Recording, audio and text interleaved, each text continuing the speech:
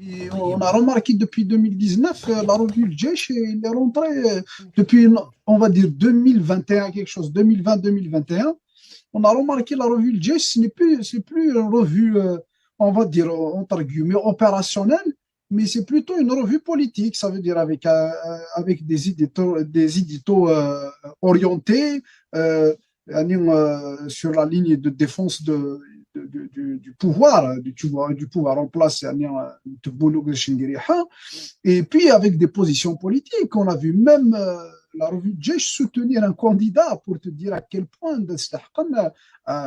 soutenir un candidat, entre guillemets, soutenir Tebboune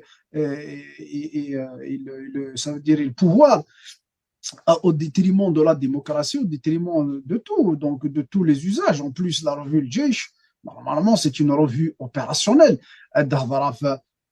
Les avancées technologiques là, mais les avancées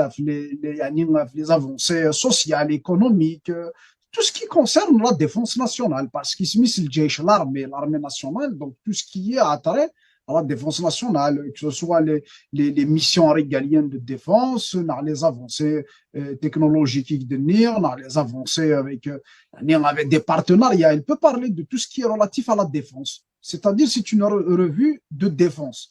Ça existe partout dans le monde. Inde, généralement, ça fait des revues spécialisées. C'est des revues spécialisées, notamment dans la défense.